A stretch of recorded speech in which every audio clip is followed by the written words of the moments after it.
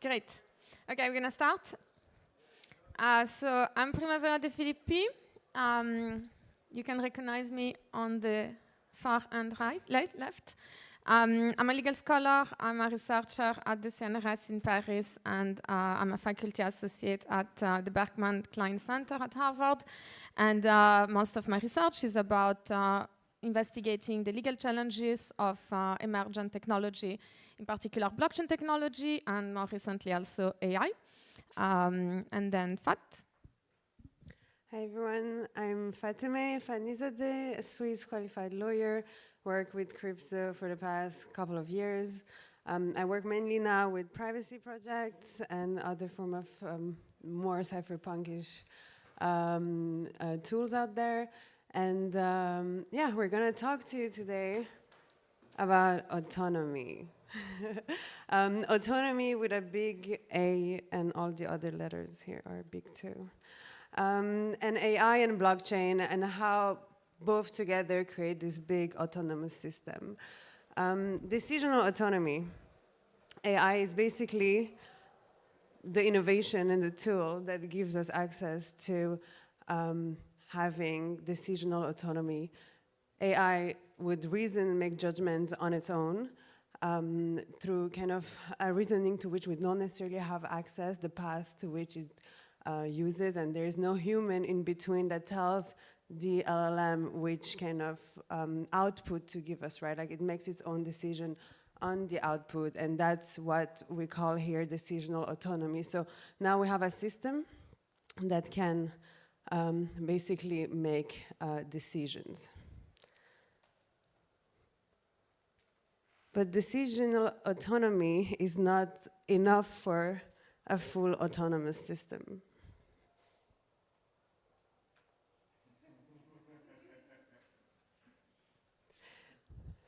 We also need operational autonomy for that, right? Because, I mean, as you saw on the previous slide, an LLM that can be plugged off, that can be unplugged, that a human decides whether or not it can operate is not autonomous in that sense. But we do have systems out there that are operationally autonomous, and that would be blockchain and smart contracts and like decentralized, permissionless autonomous technology. And both of them together would build a more of a comprehensive autonomous system. It's a spectrum, and you have decisional autonomy on the left, operational autonomy at the bottom, and there are systems that have neither, right? Centralized platforms, you decide whether or not they operate, but you decide also what output it gives. You make decisions for the platform, like for the system itself. So everything is dependent on outside kind of interference or inference, which would be usually human. And then you have LLMs, which have high decisional autonomy, but right now, mostly they are not operationally autonomous. Then you have DAOs, smart contracts, blockchain, as I mentioned before, operationally autonomous, not decisionally autonomous, and then you have a mix of both. That would be the autonomous systems, so the fully autonomous LLM plus blockchain system. And all of these have different kind of interactions with the current legal system that we have. So centralized platforms, I'm not gonna get into details on this one, but the legal system as it's built right now in the world is meant to address centralized platforms. Like it's meant for centralized systems. It regulates human behaviors, it regulates corporate behaviors. It kind of regulates it all successfully because there is people and corporation to make accountable for the outcomes, the decisions, the ways they are using. But for LLM systems with decisional autonomy, the current legal system that we have doesn't necessarily grasp the legal challenges that arises out of these systems. And here we listed a bunch of them. It's definitely not a comprehensive list, but these are kind of areas of legal problem that may arise because of the autonomous nature of the decision making of the LLM. So it could be on the governance and accountability of the model itself. Accountability would mean that if it gives an output that then leads to some form of liability, so someone relies on that output and then there is some form of damages arising out of it, who is responsible for that? And that is not necessarily very clear or really battle tested right now. And then who is accountable? There's like this gap in liability. Transparency, fairness, and fundamental rights. So there are regulations usually that would say that decisions have to be made following certain sets of principles. Like it has to account for some form of equality, remove biases. These are more of how the government and public sector approaches decision making. And this is not really transparent within LLM systems. So you don't necessarily know what path they use, what are the biases embedded in then like that leads to the output by the LLM, and that can lead to issues. Data privacy and IP. So the IP one is, I think, the most discussed since kind of the mainstreamization of AI, but it's does it violate IP of third parties by like using data that was written or produced by other people that is maybe copyrighted to then give you an output or modify it for the user's benefit. And then privacy, because there are, again, rules and regulations around how our data must be kept like private, how they have to be archived, how they have to be treated. And the LLMs don't necessarily internalize these rules and may kind of leak data on individuals that shouldn't be discussed or out there. Safety, security, and product liability. So that's more if the LLM, for instance, or the prompts are kind of fiddled with by third parties, like prompt injection or any form of kind of misuse of the LLM to harm the user, for instance.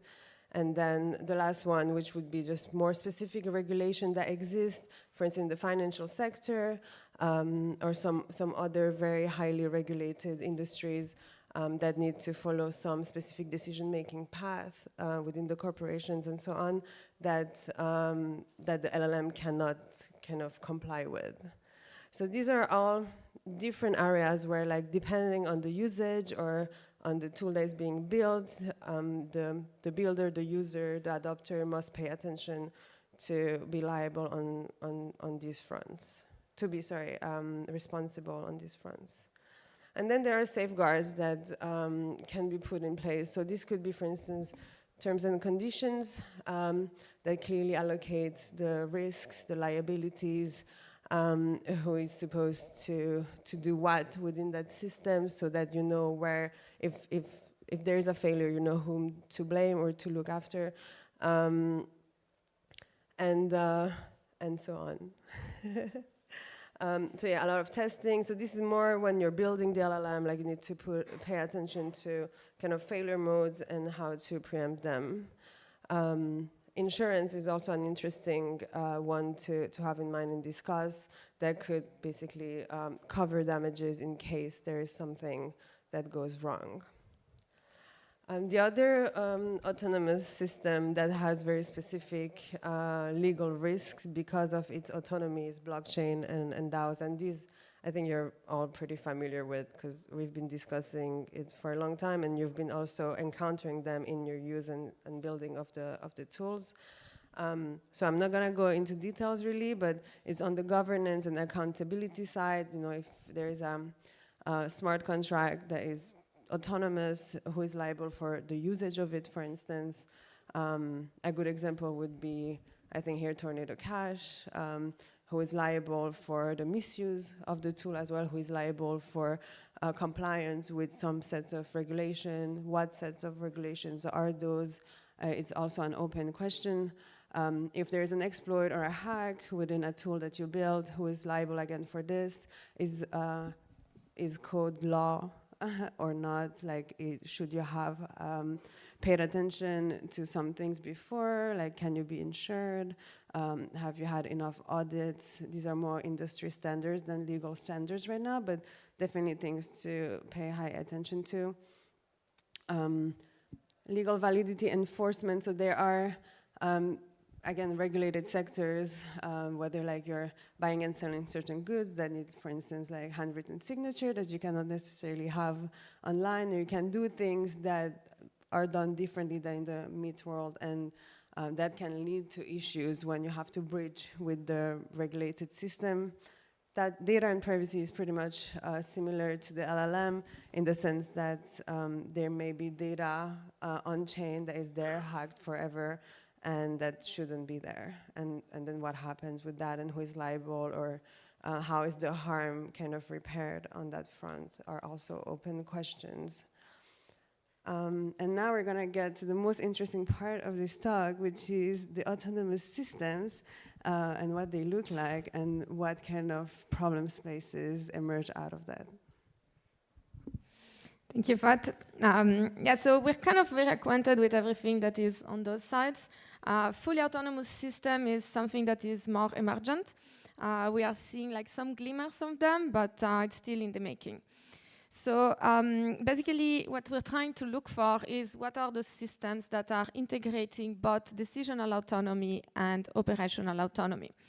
One prototypical version for the people that know the blockchain-based lifeform Plantoid, it's an attempt at actually creating an autonomous system that does indeed integrate some degree of decisional autonomy, some degree of operational autonomy. However, the Plantoid system is imperfect in its autonomy for two reasons.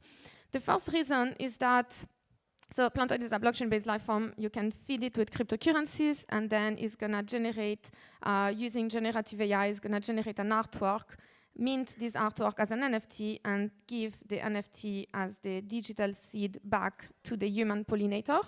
The problem is that the smart contract is not capable of processing the generative AI, and therefore it does rely on a centralized platform, an external platform that is doing the computation, and then reminting, taking that and reminting it. So there is like a separation between the smart contract, the centralized platform, and then the decisional autonomy of the AI and the operational autonomy of the blockchain. So this is, it has both, but they are not connected to one another.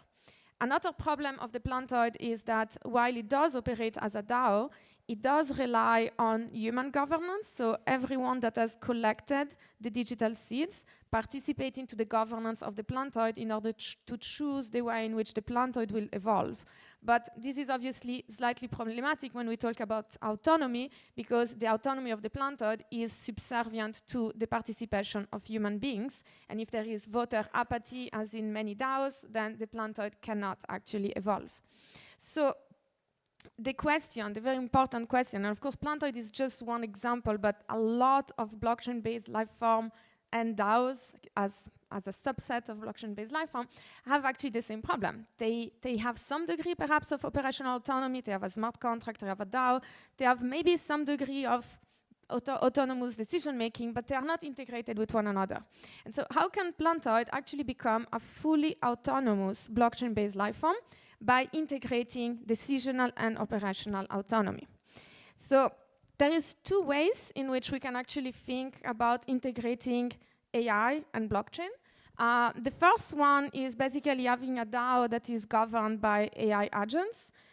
It is very interesting, but it's actually not very novel and not very groundbreaking because it has the same problem. It is a DAO, so it is operational autonomous.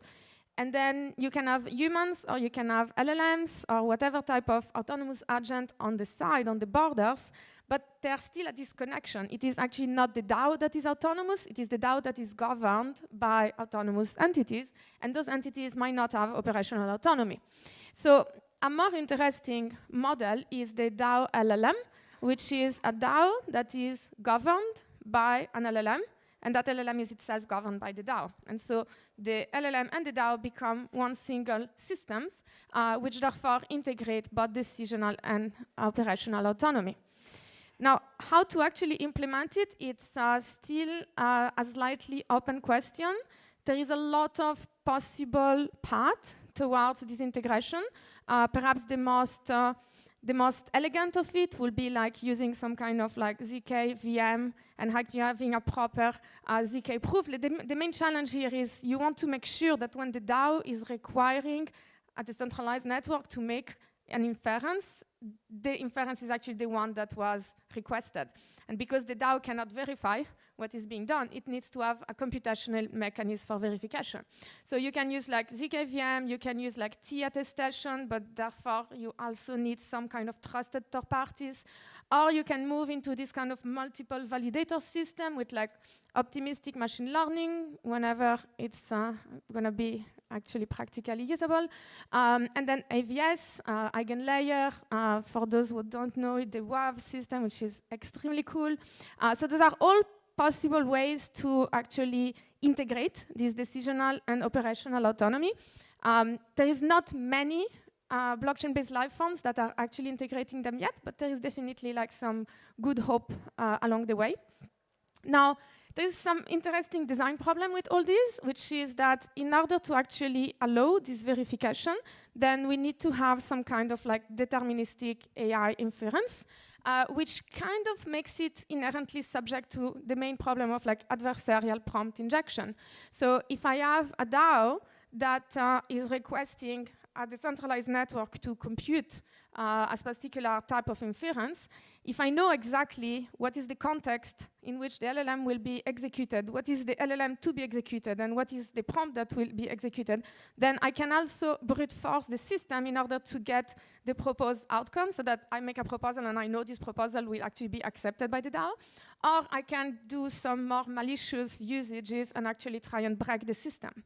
And so what this means is that while we can integrate operational and decisional autonomy because of the problem of verifiability and therefore of deterministic computation, there is always a need of nonetheless having some humans, except that humans are no longer at the center of the decision, but the humans become this kind of safety valve that exists at the outside, which basically have the veto power, which can say, well, actually this proposal was not really good, it was actually a malicious one, we flag it, we can have a system of like stake-based system with slashing, etc. So humans are still part of the picture, but they are just there to protect the system as opposed to operating the system.